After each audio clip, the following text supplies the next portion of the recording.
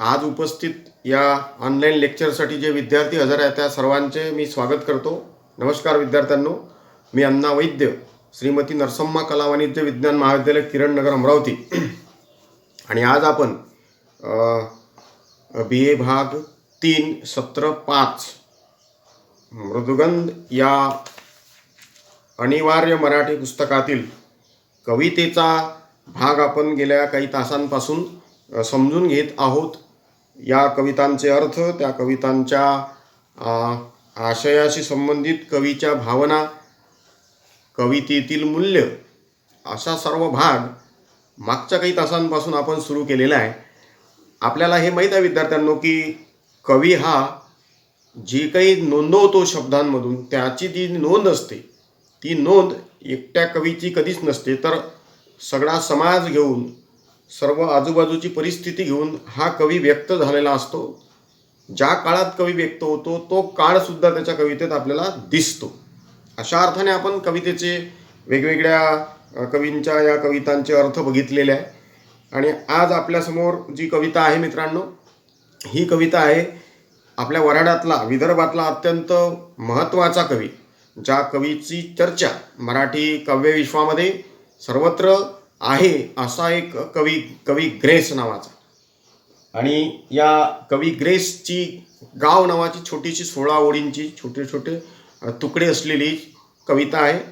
आणि मग कवी कोण ग्रेस आहेत ते आपण थोडंसं त्यांचा कवितेचा जो त्या कवीचा जो परिचय आहे, या कवीच्या परिचयाच्या उतार्यामध्ये कवी ग्रेसांबद्दल विस्ताराने या संपादक मंडळींनी आपल्यासमोर ती माहिती दिलेली आहे. तर हे ग्रेस नावसुद्धा आपल्यासाठी थोडंसं नवीन नाव आहे. कवी ग्रेस हे टोपण नावाने आपलं काव्यलेखन करीत होते. मुळामध्ये त्यांचं नाव माणिक सीताराम गोळघाटे असं होतं. आणि नागपूर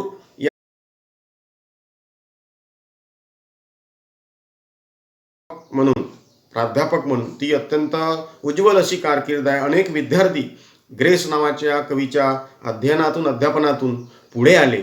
ग्रेसांचं व्यक्तिमत्वसुद्धा प्रभाव टाकणारं होतं. अत्यंत मग्न होऊन असा हा कवी, धुंद होऊन हा कवी व्यक्त झालेला आहे. आपल्या अध्यापनातून, आपल्या काव्यरचनेच्या सादरीकरणातून आणि आपल्या ललित निबंधातून. असू द्या, आपल्याला काही फार ग्रेसबद्दल आपल्याला तेवढं माहिती करून घ्यायची गरज नाही. फक्त एवढंच आहे की नागपूरसारख्या शहरात सिनियर कॉलेजला, गव्हर्मेंट सिनियर कॉलेजला या शिक्षकाने, या प्राध्यापकाने नोकरी केली. आणि मागच्या काही 5-7 वर्षाआधी या कवीचं निधनसुद्धा झालं. तेव्हा 2012मध्ये हा कवी पासआउट झाला.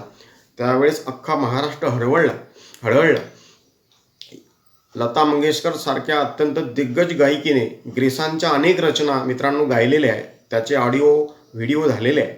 सुंदर अशा रचना, अत्यंत प्रगल्भ असे शब्द, प्रतिमांची प्रचंड रेलचेल असणारा, प्रतिमेवर हुकूमत असणारा कवी, पण तेवढाच अत्यंत संवेदनशील. निसर्ग, संस्कृती, मानवी भावविश्व, नातीगोती असा सगळा एकूण आढावा या कवीने आपल्या अल्पशा रचनांमध्ये सादर केलेला आहे. ग्रेसांच्या कविता काही खूप मोठ्या नाही आहे.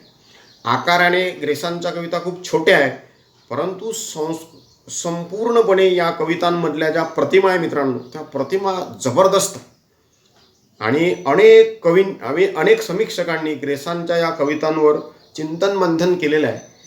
काही तर असंही म्हटलं आहे की ग्रेसांची कविता काही सहजासहजी कोणाला समजत नाही, ती दुर्बोध कविता आहे, अशाही पद्धतीचं चर्चा मराठी काव्यविश्वामध्ये ग्रेसांबद्दल झालेली आहे. यांच्या कविता कळतच नाही बुवा आम्हाला, काय लिहितात, हे कवी कुठल्या पद्धतीनं काय सांगायचं आहे. याही कवितेत 2-4 ओळी अशा आहे की आपल्याला थोडासा ताण पडतो की काय म्हणायचं आहे कवीला.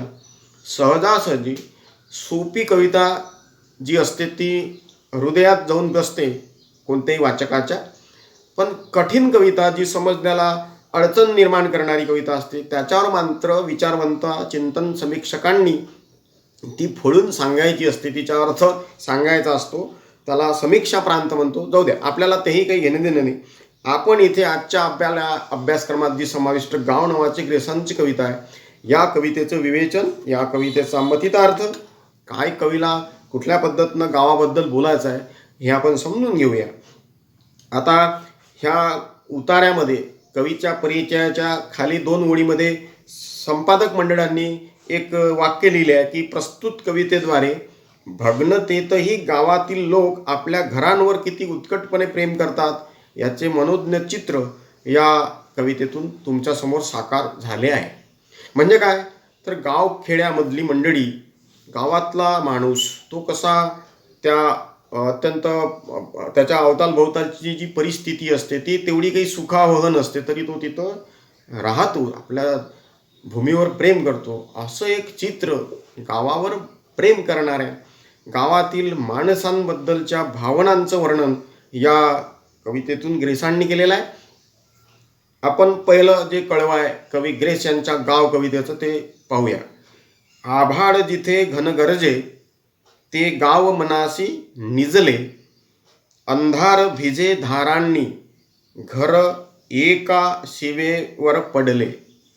आपल्याला ते शब्दांची जुळवाजुळव करावं लागते. काय म्हणायचं की वेळेला मग आपण एक एक जेव्हा ती ओळ आपल्यासमोर ठेवतो मित्रांनो, तर आपल्या असं लक्षात येते आभाळ जिथे घन गरजे हे सोपं आहे. म्हणजे गावखेड्यामध्ये पावसाळ्यामधलं वर्णन असेल कदाचित की तिथे खूप ढगांची गर्दी होते आणि धुवाधार पाऊस पडतो. ठीक आहे, गावामध्ये पाऊस पडणे अशा पद्धतीचं ते दिसते चित्र. मग पुढे ज्या गावांमध्ये अशा पद्धतीनं धुवाधार पाऊस पडतो, चिन्ह विचिन्ह सगळीकडे पाऊसच पाऊस असतो, असं एखादं कोणतंही गाव प्रत्येकाच्या मनामध्ये एक ठसलेलं असते. कवीच्याही मनामध्ये त्याचं गाव कदाचित जर तो ग्रामीण भागात राहिला असेल तर ते गाव त्याच्या मनात बिंबलेलं आहे. प्रचंड 8-8 दिवस पाऊस. ज्या काळात कवी कविता लिहितो तो कविता जुना आहे, तो सिनियर मोस्ट आहे आणि त्यांना बहुतेक त्या झड्या पाहिल्या असतील ज्या आपल्या आजोबांनी पाहिल्या. 8-8 दिवस पाऊस उघडायचा नाही असं तसंच पद्धतीनं गावामध्ये प्रचंड पाऊस पडायचा, आजही पडतो, सगळीकडेच पडतो. पण शहरात कितीही पाऊस पडला मित्रांनो तर तो सगळा वाहून जातो नाल्यांमधून. खेड्यापाड्यांमधला पडणारा पाऊस हा सहजासहजी तो वाहून नाही जात, तो सगळ्यांना वाहून घेऊन जातो. काय म्हणतो कवी की आभाळ घनगर्द असं असतो आणि प्रचंड पाऊस पडणारं ते गाव असते. ते गाव अजूनही माझ्या मनात तसंच फिट्ट बसलेलं आहे. लोकसुद्धा पाऊस पडते म्हणूनच गावात आहेत. ज्या गावातून पाऊस निघून गेलेला असतो तिथे मात्र गावात लोक थांबत नाहीत आणि अशी उजाड झालेली गावसुद्धा आपल्या लक्षात येतात मित्रांनो. अंधार जिथे धारांनी घर एका शिवेवर पडले. मग पाऊस जेव्हा येतो असा प्रचंड धारा पडतात. गावखेड्यामधले कोपऱ्या कापऱ्यातले जे घर असतात पडके कुडके पावसाच्या या धुवाधारतेमुळे खचतात, पडतात आणि कुठले कुठले घर बिचारे वाहून सुद्धा जातात. म्हणून कवी असं म्हणतो अंधार असतो सगळीकडे, लाईन नसते. आता तरी लाईन आली. ज्या काळात इलेक्ट्रिक सप्लाय नव्हता त्या काळात तर गाव म्हणजे तो अत्यंत भूताचा वाळाच वाटायचा. आणि मित्रांनो अंधार भिजे धारांनी, एकीकडे अंधार आहे, एकीकडे पावसाच्या धारा आल्या, भर दिवसा अंधार व्हावा अशा पद्धतीनं ढगा आले आकाशात दाटून, जबरदस्त पाऊस पडतो आणि अशा या पावसामध्ये गावातले कच्चे घरं, मातीचे घरं वाहून जाते. शिवेवर म्हटलंय. शिव म्हणजे काय, 2 गावांमधला म्हणजे गावाच्या शेवटीत असलेला भाग, त्या शिवेवरचे घरं, विशेषतः नाल्याच्या काठावरचे घरं, नदीच्या काठावरचे घरं अशाच पद्धतीनं वाहून जातात. पहिल्या कडव्यामध्ये पावसाची निसर्गाची जी काही कृपा म्हणू आपण आणि अवकृपा सुद्धा म्हणू की पाऊस येणे ही तर निसर्गाची कृपा आहे माणसासाठी, कारण का त्यातून सृजन होते. पण तेच सृजन असं कधी कधी त्या गावातलं एखादं पळणारं घर सुद्धा एखाद्याचा जीव घेऊ शकते. तरीही लोक गावामध्ये आहेत. अनेकांची घरं वाहून गेली, अनेकांच्या घरांचे छत कोसळून लोक मेले. पण पाऊस हे सगळं करतोय बा, तो आपला शत्रू आहे अशी भूमिका गावातील मंडळींची कधी नसते. ते पावसाचं स्वागत करतात. पावसाच्या स्वागत करण्याचा गावातील माणसांच्या प्रवृत्तीचा हा भाग आणि निसर्गाचा तो प्रकोप न समजता ते आपल्या सृजनाचं एक चिन्ह आहे म्हणून त्याचं स्वागत करणारी गावातली मंडळी आहे. असे गावाच्या बाबतीतलं पहिल्या कडव्यातलं वर्णन आपण म्हणू शकतो. हे आपल्या पातळीवरचं आकलन आहे. दुसऱ्या कडव्यामध्ये आणखी काय घडलं म्हणते पुढे, अन पानवठ्याच्या पाशी खचलेला एकटवाडा. तिकडे गावात पहिल्या कडव्यामध्ये खचलेलं घर आहे, घर घसले, भरपूर पाऊस आला, अनेक मातींचे घर खचले, तरी लोक ते गाव सोडायला तयार नाही आहे. पाऊस धुवाधार कोसळतो आहे. दुसऱ्या कडव्यात सुद्धा हीच भग्नता गावात आहे की काय आहे गावात एक गावामध्ये पाणी भरणारी एक जागा असते. आता तर गावात विहिरी नाही राहिल्या की एक विहीर असायची मध्यभागी गावामध्ये आणि भरपूर सकाळपासून त्या बायका बिचारा बकेटीनं पाणी ओढून त्या पाणी भरायच्या. त्या पानवठ्याच्या पाशीच बाजूला ग्रामपंचायत कार्यालय असायचं, एखादं झाड असायचं, तिचं पार असायचा, गप्पा टप्पा करणारी रिकाम टिकडी मंडळी असायची. असं गाव आहे. पानवट्याच्या पाशी पाणी भरणाऱ्या बायका आहेत बिचाऱ्या, आणि खचलेला एकट वाडा बाजूला. एक अत्यंत गावातला श्रीमंत माणूस कदाचित असेल, तो गावातून निघून गेला असेल, पण त्याचा अवशेष त्यानं शिल्लक ठेवले. गावातील लोकसुद्धा ते अतिक्रमण म्हणून काही काढून नाही राहिले, तर तसंच राहू देऊ. म्हणजे गावातल्या लोकांचं प्रेम आहे त्या वाड्यावर, की आमचा हा गावातला फनाला माणसाचा वाडा आहे आणि आज हा या ठिकाणी गेलेला आहे. गावात या पद्धतीनं भग्नता आली आहे. पहिल्यांदा भग्नता कोणा आणली गावामध्ये? निसर्गाने आणली. त्यानं अनेकांचे घरं वाहत गेले. दुसरं एक भग्नता अशामुळे आहे की जे गावातून काही लोक जे होते, पिढीजात लोकांचं जी काही गावावर सत्ता होती, जे हुकूमत होती, ती कायम त्यांच्या खुणा त्या पडक्या वाड्यांच्या माध्यमातून त्या गावात शिल्लक आहे मित्रांनो. आणि म्हणून कवी असं म्हणतो की पानवट्याच्या पाशी खचलेला एकट वाळा. गावातला एक वाळा आहे, तो पानवट्याच्या पाशी आहे, खचलेला आहे, त्याचं अस्तित्व संपत आलेलं आहे, पण ते डिलीट नाही झालं. गावातल्या लोकांनी काही एंड नाही केलं, ते अस्तित्व कायम ठेवलं. तिथे काय आहे? मोकाट कुणाचा तेथे कधी हिंडत असतो घोळा. आता हे मात्र याचं काय मिनिंग आहे? तर घोळा ही जी प्रतिमा ग्रेसांच्या कवितेत अनेक ठिकाणी येते, त्याचे वेगवेगळे अर्थ काढू शकतो आपण एवढंच म्हणूया की भग्नता त्या वाड्यात आहे. मोकाट घोडे जे रिकाम टेवडे आहे, ते बिचारे हराड खात खात खात इकडे तिकडे घुमत आहेत. एवढंच म्हणूया आपण की मोकाट घोडे तिथं हिंडत आहे, एक घोडा मात्र तिथं हिंडतो आहे. पानवठ्याच्या पाशी तो पडका वाळा आहे. म्हणजे एकूण काय, तर गावातला घोडा रिकामा आहे. आता घोडा हा प्राणी कशाचं प्रतीक आहे? घोडा हा प्राणी शक्तीचं प्रतीक आहे. शक्तिशाली प्राणी म्हणून त्याचा उपयोग प्राचीन काळापासून भारतीय काय जगामध्ये सगळ्याच ठिकाणी केल्या गेलेला. घोडा रिकामा असणे म्हणजेच काय? अर्थात ही जी एनर्जी आहे, ही जी शक्ती आहे, तिचा काय युटिलायझेशन नाही असं आपण म्हणू शकतो. एवढ्या काही खोलात आपण जाणार नाही. आपलं वय लक्षात घेता आपण एवढंच म्हणू की गावातला हा पडका वाळा आहे, तिथे घोडा हिंडतो आहे, गावात भग्नता आहे. एवढंच आपण आज हा अर्थ समजून घेऊया. तिसऱ्या कडव्यामध्ये आपल्याला कवीने सांगितलं आहे की झाडातून दाट वडाच्या. गावात वडाची झाड आहे. आता वड परत ही प्रतिमा पहा कशी आहे. गावात जे काही सिम्बॉल असतात, जे प्रतीक असतात, की त्यातून गावाचं प्राचीनत्व सिद्ध होते. वाडा गावात असणे म्हणजे गाव खूप जुनं असणे. अनेक गावं बघतो आपण मित्रांनो, हे मोठे मोठे वाडे आहेत, त्यांचे मोठे मोठे दरवाजे आहेत. त्या गावाची त्या माध्यमातून आपल्याला ऐतिहासिकता सुद्धा सिद्ध करता येते. या गावात वडाचं झाड आहे. वडाचं झाडाला पुराण वृक्ष म्हणतात. हजारो वर्ष वडाचं झाड जगू शकतो. त्याच्या पारंब्या परत जमिनीत येऊन खुपसतात आणि कितीही त्याला हत्तीच्या सोंडीनं आपण मारलं तरी ते झाड तुटत नाही. वडाच्या पाशी दाट अशा वडांच्या त्या गर्दीमध्ये काय आहे म्हणते, कावळा कधीतरी उडतो. म्हणजे पक्षी आहेत, कधीतरी उडतो याचा अर्थ दररोज तिथं पक्षी पण नाही उडायले. गावात भग्नता आलेली आहे. गावात वडाचं झाड आहे, पण वडाच्या झाडावर दुनियाभराचे पक्षी असायला पाहिजे मित्रांनो. पण तो म्हणतो कवी की एखादा वेळेस असा कावळा उडून जातो. आता तो कावळा उडून जाणे या मागे सुद्धा आपला सांस्कृतिक संदर्भ आहे. कावळा हे तर आपल्या संस्कृतीचं महत्त्वाचं प्रतीक आहे. कुठल्या तरी मे महिन्यातल्या एप्रिल महिन्यातल्या सणाला आपल्याकडे त्या कावळ्याला जीव घालण्याचा प्रकार आहे. म्हणजे आपले पूर्वज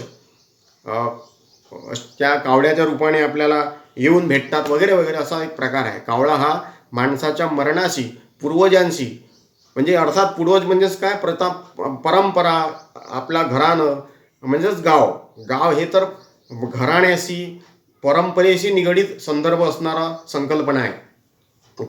कवीचं म्हणणं काय आहे की वडाचे झाडं आहेत जिकडे तिकडे, एखादा कावळा तिथून उडतो आणि गावातला जो पार आहे, रिकाम टेकड्या माणसांचा गप्पा करण्याचं जे ठिकाण आहे, तिथे त्या पारावर आता काही गर्दी नाही आहे फार. एक फक्त म्हातारा माणूस आहे म्हणते तो. पारावर पडला साधू हलकेच कुशीवर वडतो. म्हातारा साधू आहे तो, गावातला साधू आहे, तो गावात आहे, तो पारावर आहे. हे थोडंसं आपल्याला पटत नाही. साधू कुठलाही असो, तो गावाच्या बाहेर असतो, कारण का त्यानं घरदार सोडलेलं असते.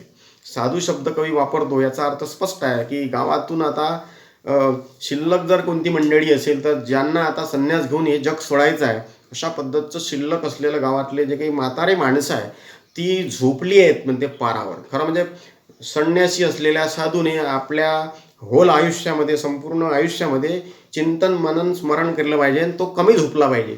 इथं तर तो झोपलेला साधू दाखवतो. म्हणजे कवीला आता कुठल्या अर्थानं हे शब्द वापरायचे. आता आपण एवढंच म्हणू शकतो की गावात भग्नता आलेली आहे, कोणी काही फार गांभीर्यानं घेत नाही आहे, गावातलं अध्यात्म सुद्धा तेवढं टोकाचं राहिलं नाही आहे, असे अनेक संदर्भ निघू शकतात त्याच्यातून. आपापल्यापर्यंत आपण काढू शकतो. आपण इथं आपल्या वयाच्या हिशोबाने एवढा संदर्भ काढू शकतो की वडाच्या दाट झाडातून एखादा कावळा निघून जातो. कदाचित तो कावळा हा जो मरणारा साधू असेल आज ना उद्या, हा जो खंगलेला साधू आहे याच्या मरणाची तर वाट नाही पाहत, असे अर्थ निघू शकतात. एवढंच आपण म्हणू शकतो की दाट अशा त्या वडांच्या गर्दीतून कावळा कधीतरी एखादा उडतो. पारावर जो झोपलेला पडलेला जो साधू आहे हलकेच कुशी वरवडतो, म्हणजे तो जिवंत आहे अजून, कधीतरी तो मरणार, असा तर त्याच्यातून अर्थ नसेल. आपण त्याच्यात फार खोलात जाणार नाही. मित्रांनो, या कवितेतला शेवटले 4 वेळ थोडासा वेगळा संदर्भ येतो. तो म्हणतो की गावातील लोक शहाणे. आपण एखाद्या कुठल्याही माणसाला लय शहाणा झाला काय म्हणतो, तेव्हा याचा अर्थ काय की तो अर्धवट शहाणा असतो असं आपण त्याला म्हणतो. लय शहाणा पण जास्त शहाणपणा काय गुंडाला असं जेव्हा आपण म्हणतो वराडीमध्ये, तर आपल्याला हे म्हणायचं असते की अगाऊपणा कशाला करतो बा. पण कवीने इथे शहाणा शब्द गावातल्या लोकांच्या प्रवृत्ती संदर्भात वापरला आहे की ते गाव सोडायलाच तयार नाही आहे. गावातून अनेक लोक शहरात गेले, पण काही लोक अजूनही गावातल्या मातीशी, गावातल्या घराशी, गावातल्या संस्कृतीशी घट्ट चिटकून आहेत. बरोबर आहे. कवीचं म्हणणं असं आहे की गाव सोडायला जे लोक तयार नाही आहे हे लोक शहाणे असले पाहिजे. आणि दरवेळेला म्हणते पाऊस येतो पा, गावातील लोक शहाणे, कौलावर जीव पसरती. त्यांच्या घरावर प्रचंड जीव आहे, शेतीवाडीवर प्रचंड जीव आहे, घरादारावर, कल्चरवर गावातल्या त्याचं पाय असा घट्ट त्याने रोल आहे. व्यंकटेश माडगूळकरांच्या मानदेशी माणसं या बनगरवाडी या कादंबरीमध्ये सुद्धा असाच एक म्हातारा शेवटपर्यंत गाव सोडत नाही, असं मागं आपण बोललो होतो याच्यावर. तर गावातील लोक शहाणे, कौलावर जीव पसरती, म्हणजे गावातला लोक जरासं जास्तच हुशार आहे म्हणते, ते कौलं सोडायला तयार नाही घराचे. कौलं आता कौलावर जीव पसरती म्हणजे काय, त्यांचं घट्ट मुळं रुळले गेलेले आहे त्या घराशी संबंधित. घर म्हणजेच गाव, गाव म्हणजेच एकूण माणसाचं अस्तित्व असणारं चिन्ह. त्याचं अस्तित्व तिथं तो सिद्ध करण्यासाठी गाव सोडायला तयार नसणारी माणसं या गावात खूप आहे. आणि मग पाऊस परतण्याआधी क्षितिजे धुळीने मळती. आता याचा नेमका अर्थ काय त्याला म्हणायचं आहे, आता एवढंच म्हणू शकतो आपण की पाऊस जेव्हा येतो गावामध्ये तेव्हा त्याची तयारी करण्याची एक गावातली जी परंपरा आहे की कवेलू व्यवस्थित ठाकठीक करणे, पाऊस येईल बा भरपूर म्हणून कवेलू फेरणे हा प्रकार गावात होता पूर्वी. पाऊस परतण्याआधी क्षितिजे धुळीने मळती. आता याचा अर्थ की पाऊस परतण्याआधी म्हणजे असं म्हणू शकतो आपण की पाऊस येण्याच्या आला, तो 4 महिने इथं राहणार आहे, आणि तो जाण्याच्या आधी क्षितिजे धुळीने मळती. याचा अर्थ असा असू शकते की वादळ, वारा, पाऊस अशी अनेक संकट, धूळ असेल, वावटळ असेल, अशी ही लोक या गावातली झेलत असतात. शहाणे लोक आहेत, गाव सोडायला तयार नाही आहे. गावात त्यांचं अस्तित्व कायम सिद्ध करण्यासाठी ते रोखठोकपणे उभे आहेत. ते कितीही संकट आले तरी गाव सोडायला तयार नाही आहे.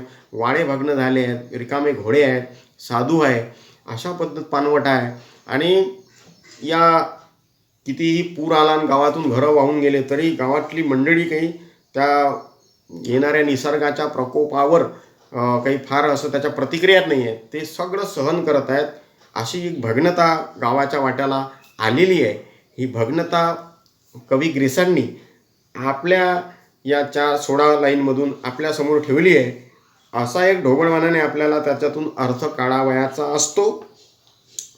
ग्रेसांच्या कवितेचे अनेक अर्थ निघतात, आपापल्या परीने त्याचा अर्थ काढावा असंही एक समीक्षणाचा प्रकार आहे. तुम्ही जेव्हा MAला जाल विद्यार्थ्यांनो, तेव्हा समीक्षा काय प्रकार असतो, किंवा आपला लिटरेचर मराठी साहित्याच्या पुस्तकामध्ये साहित्य निर्मितीच्या प्रक्रियेमध्ये किंवा अन्य काही लेखांमधून समीक्षा कवितेची कशी करायची असते याबद्दलचं विवेचन आलेलं आहे. खोल एखाद्या कवितेचा वेगळा अर्थ काढणे, त्याचे पापुद्रे उलगलटणे नाही. तर ग्रेसांच्या कवितांच्या बाबतीत अशा वेगवेगळ्या पद्धतीनं समीक्षणाच्या पद्धती अवलंबिता येतात. आपल्याला मात्र पूर्ण मृदुगंध पुस्तकात केवळ त्या कवितेचा अर्थाच्या संदर्भात लिहावयाचा आहे आणि ते तेवढं समजून घ्यायचं आहे. गाव या कवितेतून भग्नता जी गावात आलेली आहे त्याचं अत्यंत मनोज्ञ वर्णन, अत्यंत सुरेख, अत्यंत प्रतिमा संपन्न या कवितेच्या लेखणीतून आलेल्या सुंदर प्रतिमेच्या आधारे या कवीनं आपल्यासमोर ठेवलं आहे. इथे आजचं हे लेक्चर आपण थांबूया. आज जे विद्यार्थी ऑनलाईन उपस्थित आहे ती संख्या थोडीशी चांगली आहे आणि मला आनंद वाटतो. आपण सर्वांनी ते सगळं ऐकलं असेल. सर्वांनी या लेक्चरला उपस्थिती दर्शवली. त्या सर्व विद्यार्थ्यांचे मी आभार मानतो आणि आजचं हे लेक्चर आपण थांबूया. उद्या भेटूया.